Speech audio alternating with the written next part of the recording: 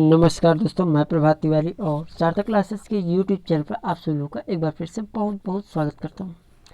UPPSC assistant professor का विज्ञापन तो आ गया है, लेकिन साथ ही में बहुत सारे प्रश्न आप लोगों के मन में हैं। मेरे पास लगातार कमेंट्स आ रहे थे यूट्यूब चैनल पर भी, पर्सनल व्हाट्सएप पर भी, और इतना ही नहीं, जो मैं फेसबुक ग्रुप भी मैं चेक कर रहा था, वहाँ पर भी बहुत सारे क्वेश्चन मुझे देखने को मिल रहे थे। आपको बता दें दोस्तों कि एक छोटा सा जो मेरा अनुभव है इस एग्ज़ाम को लेके, उसके आधार पर जो भी आप लोगों के प्रश्न हैं उनका जवाब देने का मैं प्रयास करूँगा इस पूरे वीडियो में। आप लोगों को ज्ञात होगा कि पिछली बार यूपीपीएससी जीडी से संबंधित रिटन एग्जाम की जीएस पार्ट की तैयारी के लिए मैंने व्हाट्सएप ग्रुप बनाया था और बहुत सारे लोगों का सिलेक्शन भी उसमें से हुआ है। इतना ही नहीं, आप लोगों के साथ साझा करते हुए एक बार फिर मुझे हर्ष हो रहा है कि यूपीएससी एसजीडीसी के एग्ज़ाम में अभी तक 90% प्लस सिलेक्शन सार्थक क्लासेस से हैं। वीडियो में आगे बढ़ने से पहले दोस्तों, जो भी आपके डाउट्स हैं मैं क्लियर करूंगा। आगे बढ़ने से पहले मैं एक बार फिर से कंग्रेचुलेसन बोलना चाह रहा हूँ, हार्दिक शुभकामनाएं कीर्ति वर्मा मैम का। आपका selection UPPSC government inter college के प्रवक्ता पद के लिए हुआ है, होम साइंस विषय से। आपने इंटरव्यू की तैयारी सार्थक क्लासेस के माध्यम से की थी। साथ ही साथ हमारा जो यूपीएचएस से संबंधित जीके के ग्रुप रन हो रहे हैं उसमें भी आप मेंबर हैं, तो आपको ढेर सारी शुभकामनाएं। आप अपने जीवन में बहुत ऊंचाइयों तक जाएं, ऐसी हमारी शुभकामनाएं हैं। तो चलिए दोस्तों, स्टार्ट करते हैं आज का वीडियो। और आज की वीडियो में जो भी आपके डाउट्स हैं उनको मैं क्लियर करूँगा अपने अनुभव के आधार पर। उन सभी प्रश्नों को मैं शामिल करने वाला हूँ, तो इस वीडियो को आप शुरू से लेकर लास्ट तक अवश्य एक बार देख लें। मुझे ऐसा लगता है कि आपके जो भी डाउट्स हैं वो यहाँ पर क्लियर हो जाएंगे। सबसे पहले दोस्तों हम बात कर लेते हैं कि हार्ड कॉपी आपको भेजना है या नहीं। पिछली बार जो लोग भी सार्थक क्लासेस के माध्यम से रिटर्न की तैयारी कर रहे थे जीएस पार्ट की यूपीपीएससी की, उनमें से बहुत सारे ऐसे अभ्यर्थी थे जिनका एडमिट कार्ड नहीं आया था, क्योंकि ऐसे अभ्यर्थियों ने अपनी हार्ड कॉपी आयोग को नहीं भेजी थी। यही कारण है कि इस बार बहुत अधिक जो कमेंट्स आ रहे हैं उसी को लेके आ रहे हैं कि आपको हार्ड कॉपी भेजनी या नहीं भेजनी। मैंने पूरे विज्ञापन का बहुत ध्यानपूर्वक अध्ययन किया है और उसमें हार्ड कॉपी भेजने को कहीं नहीं लिखा है, लेकिन एक फैक्ट लिखा हुआ है कि आपको अपने आवेदन का प्रिंट आउट लेकर के सुरक्षित रख लेना है, और किसी भी विसंगत की स्थिति में आपको अपना वह जो प्रिंट आउट आपने लिया है उसके साथ में ही आयोग को कम्युनिकेट करना होगा। तो आपको एक काम करना है कि आप आवेदन कर दीजिए, ऑनलाइन केवल आवेदन करना है, बट अपने आवेदन पत्र की कापी जो है उसकी हार्ड कॉपी प्रिंट आप जरूर ले लीजिए और भविष्य के लिए उसे आप सुरक्षित रख लीजिए। साथ ही साथ दोस्तों आपको एक चीज़ और मैं बता दूं कि अगर आप यूपीपीएससी के जीडीसी यूपीपीएससी के जो असिस्टेंट प्रोफेसर एग्जाम है, जिसको जनरली हम जीडीसी के नाम से जानते हैं, बहुत सारे वीडियो सार्थक क्लासेस में ऑलरेडी अपलोड हैं जीएस से संबंधित, तो इसकी तैयारी करने के लिए हमारा व्हाट्सएप ग्रुप बहुत जल्द स्टार्ट हो रहा है, जिसके लिए रजिस्ट्रेशन ओपन कर दिए हैं। अधिक जानकारी के लिए आप हमारे व्हाट्सएप नंबर 9506543831 पर हमसे संपर्क कर सकते हैं। यूपीएचएससी जीके पार्ट के लिए ऑलरेडी ग्रुप रन हो रहे हैं। अगले प्रश्न की ओर बढ़ते हैं दोस्तों। एक प्रश्न का तो क्लियर हो गया कि हार्ड कॉपी नहीं भेजनी। दूसरा, क्या जो यूपीएचएससी का सिलेबस है और जो यूपीपीएससी का सिलेबस है असिस्टेंट प्रोफेसर से रिलेटेड, उसमें क्या कोई अंतर है? देखिए, सब्जेक्ट का तो सिलेबस आपने देखा ही होगा। मैं इस वीडियो के जो इसका डिस्क्रिप्शन बॉक्स है वहाँ पर मैं आपको लिंक दे दूंगा, तो वहाँ से आपको प्रीवियस ईयर सिलेबस मिल जाएगा।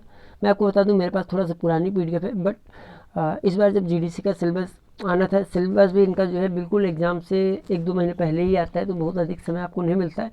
तो अभी आपको जो सिलेबस आपको डिस्क्रिप्शन बॉक्स के लिंक मिलेगा उससे आपको तैयारी करनी है। वैसे तो पीडीएफ पुरानी है, तो लोगों ने पिछली बार भी मुझसे पूछा था, तो मैंने उसको क्लियर कर दिया कि सिलेबस लगभग यही रहने वाला है और कोई चेंज नहीं था, डिट्टो सिलेबस था जो मैंने ऑलरेडी प्रोवाइड किया हुआ था कैंडिडेट्स को। बस अंतर ये था कि इस बार जो सिलेबस आया था हर विषय का अलग अलग आया था, और मैंने जो पीडीएफ प्रोवाइड की थी वो कंबाइंड पीडीएफ थी। तो कंबाइंड पीडीएफ मेरे पास है, वो मैं आपको प्रोवाइड कर दूंगा।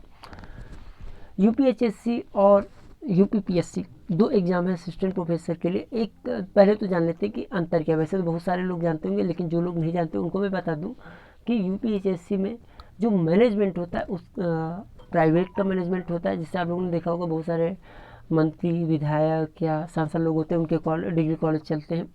तो ऐसे डिग्री कॉलेज में जो टीचर होते हैं उनकी जो सैलरी और सुविधाएं हैं वो तो गवर्नमेंट के द्वारा दी जाती है, लेकिन जो डायरेक्शन फॉलो करना होता है वो मैनेजमेंट का फॉलो करना होता है जो प्राइवेट होता है। जबकि यूपीपीएससी में जो आपको सिलेक्शन मिलेगा वो गवर्नमेंट डिग्री कॉलेज में मिलेगा, अर्थात जो कॉलेज का प्रबंधन होगा वो टोटल गवर्नमेंट के अंडर में होगा। तो ये बेसिक सा डिफरेंस है दोनों में। अब हम बात कर लेते हैं कि जो सिलेबस है खासकर जीके और जीएस का, यूपीएचएससी में जीके है और जबकि यूपीपीएससी का जो सिलेबस है वो जीएस है। दोनों में क्या अंतर है तो दोस्तों आपको बता दें जमीन आसमान का अंतर है। यूपीएचएससी जो जीके का सिलेबस है वो कहीं कम है, स्पेसिफिक है, जबकि जीडीसी यानी यूपीपीएससी असिस्टेंट प्रोफेसर अगर हम कहें इसको तो ज़्यादा उचित होगा, क्योंकि अब असिस्टेंट प्रोफेसर के नाम से ही विज्ञापन आया हुआ है। तो इसमें जो जीके का जीएस का सिलेबस है वो काफ़ी विस्तृत है। इसमें आपको पूरा आप देखेंगे उसको तो पूरा आपको इतिहास भी पढ़ना, भूगोल पढ़ना, विज्ञान भी पढ़नी है, साथ ही साथ मैथ और रीजनिंग भी है। यदि जो मैथ और रीजनिंग का लेवल है वो थोड़ा सा कम है अदर एग्ज़ाम के तरीके, जैसे कि बैंक में वगैरह में आता है तो उस तरीके का नहीं, थोड़ा सा जो रीजनिंग टाइप की मैथ है उस पर आपको ज़्यादा फोकस करना होगा। क्योंकि मैंने एक एक टॉपिक पर वर्क किया है तो मुझे लगता है कि मैं थोड़ा सा आपको एक्सप्लेन कर पाऊँगा। इसके अतिरिक्त अगर हम आगे बात करें दोनों एग्ज़ाम में सिलेक्शन प्रोसेस में लेके, देखिए यूपीएचएससी में अगर आप मेहनत करते हैं तो जो आपके रिटन के मार्क्स हैं वो आपके सिलेक्शन में बहुत इम्पोर्टेंट रोल प्ले करते हैं। जबकि यूपीपीएससी की अगर हम बात करते हैं तो यहाँ पर केवल स्क्रीनिंग एग्ज़ाम होता है। स्क्रीनिंग एग्ज़ाम का तात्पर्य है कि उसमें भी इन्होंने परसेंटेज डिवाइड कर रखा है। 40% कम से कम क्वालिफाइंग मार्क्स है जनरल के लिए, ओबीसी के लिए, और एससी एसटी कैंडिडेट के लिए 35% है। तो रिटन का जो एग्ज़ाम है उसमें आपको 40% या उससे अधिक करना ही होगा, तभी आपको लिस्ट में शामिल किया जाएगा इंटरव्यू के लिए।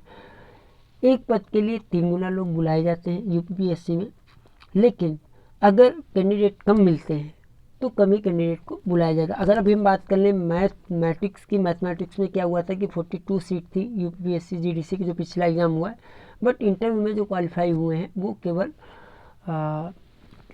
35 लोग क्वालिफाई हुए थे, जिनमें 34 लोगों ने इंटरव्यू फेस किया था, बट फाइनल सिलेक्शन जो है केवल 22 लोगों का हुआ था। तो इसको भी आपको ध्यान में रखना है। बहुत सारे लोगों ने पिछली बार जो जीडीसी का एग्ज़ाम था उसको हल्के में लिया था, जबकि मैं ये कहता था कि इस एग्ज़ाम को आप हल्के में नहीं ले सकते, यद्यपि ये स्क्रीनिंग एग्ज़ाम है, लेकिन यहाँ पर निगेटिव मार्किंग भी है। और निगेटिव मार्किंग दोस्तों 1/4 नहीं थी, 1/3 थी। तो 1/3 काफ़ी रोल प्ले कर जाती है ऐसे कैंडिडेट के लिए जो जनरली हम लोगों में क्या होता है कि जब हम यूपीएचएससी का एग्ज़ाम देते हैं या कोई इस प्रकार के एग्ज़ाम देते हैं जहाँ पर निगेटिव मार्किंग नहीं होती, तो उसमें जो क्वेश्चन आ रहे होते हैं उनको तो हम फॉलो करते ही हैं, जो नहीं आते उनमें भी हम आंसर करके आते हैं, और जिसका हमें बेनिफिट भी मिलता है, और कुछ प्रश्न जो हमारा स्कोर है वो थोड़ा सा बढ़ जाता है। लेकिन यूपीपीएससी के एग्ज़ाम में आप ऐसा नहीं कर सकते। आपको एक चीज़ और क्लियर कर दूं कि जो मेरिट बनती है उसमें ओवरऑल 40% होता है। ऐसा नहीं कि सब्जेक्ट का अलग 40 और जीएस का अलग हो, इसका भी आपको ध्यान रखना है। यानी सब्जेक्ट के साथ साथ में अगर आप जीएस पर भी वर्क करते हैं और मेहनत के साथ वर्क करते हैं तभी आप जीडीसी में इंटरव्यू के लिए आपकी कॉलिंग हो सकती है। रिटन में जरूरी नहीं कि आपने टॉप किया हो तो इंटरव्यू में भी आप सिलेक्शन ले पाएँ, क्योंकि यहाँ पर पूरा का पूरा सिलेक्शन आपके इंटरव्यू के परफॉर्मेंस पर डिपेंड करता है। इसलिए एक बात पहले तो आपको मेहनत करनी पड़ेगी रिटन एग्ज़ाम के लिए, सब्जेक्ट में आपको अधिक से अधिक प्रैक्टिस करनी पड़ेगी। जीएस पार्ट की तैयारी अगर आप सार्थक क्लासेस के माध्यम से करना चाहते हैं पेड व्हाट्सएप ग्रुप के माध्यम से, तो आप हमारे व्हाट्सएप नंबर पर संपर्क कर सकते हैं। बहुत जल्द जो यूपीपीएससी का असिस्टेंट प्रोफेसर का ग्रुप है उसको हम स्टार्ट करने वाले हैं। और एक बार जब आपका नाम आ जाता है तो आपको रिज़ल्ट पता चलने और रिज़ल्ट इंटरव्यू होने के बीच में 1 सप्ताह से 10 दिन के बीच का ही समय आपको दिया जाएगा, इससे अधिक समय आपको नहीं मिलता है। और इस समय में जो आपको फॉर्म भरना होगा इंटरव्यू के लिए वो इतना टेढ़ा होगा कि आपके पूरे 7 से 8 दिन उसी में जाने वाले हैं। तो मेरी सलाह आपको यही रहेगी कि आप सबसे पहले रिटन की तैयारी कीजिए, और एक बार रिटन एग्ज़ाम देने के बाद आपको तुरंत ही इंटरव्यू की तैयारी में लग जाना चाहिए, क्योंकि बहुत लंबा प्रोसेस होता है। अगर आप इंटरव्यू की तैयारी करना चाहते हैं एक अच्छे तरीके से देखिए ये भी मैं आपको अनुभव के आधार पर बता रहा हूँ कि बहुत सारे अभ्यर्थियों ने सार्थक क्लासेस के माध्यम से इंटरव्यू की तैयारी की है और उन्होंने सिलेक्शन भी लिया हुआ। जैसे अभी मैंने आपको बताया कि यूपीपीएससी की अगर हम जीआईसी की बात कर लें तो वैसे तो जीआईसी में कम ही लोग संपर्क में आते हैं, क्योंकि मोस्टली मैं असिस्टेंट प्रोफेसर पर वर्क करता हूँ, तो उसमें से कीर्ति वर्मा जी का भी सिलेक्शन हुआ है।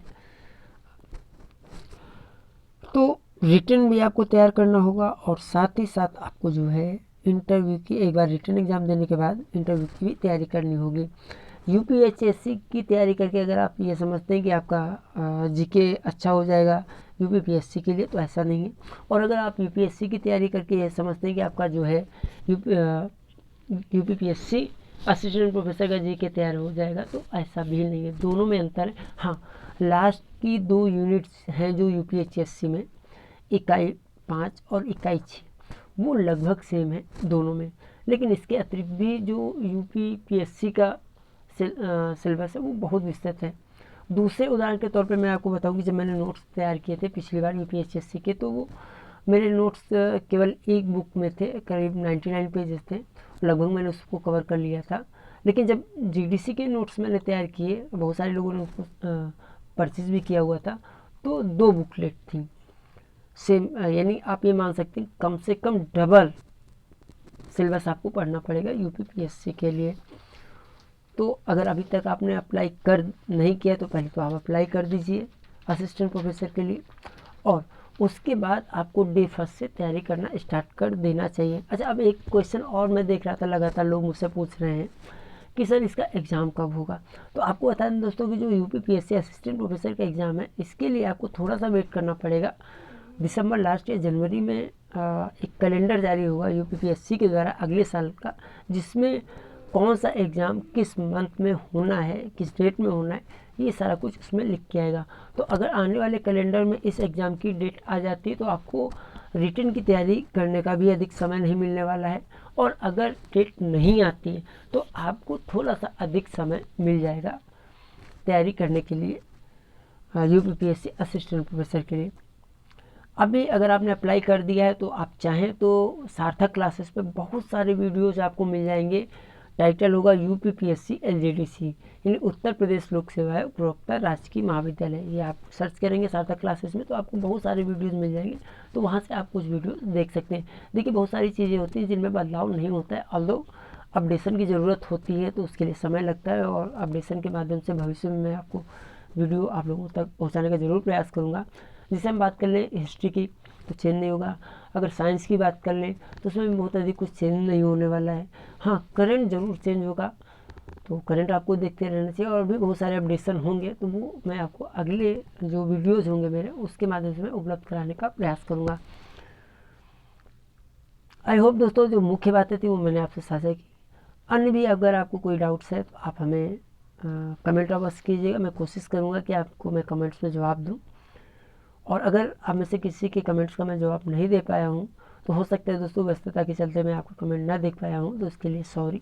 जब भी मैं आपका कमेंट पढ़ूंगा और मेरे पास जानकारी होगी तो मैं निश्चित तौर पर आपको जो है जवाब अवश्य दूंगा।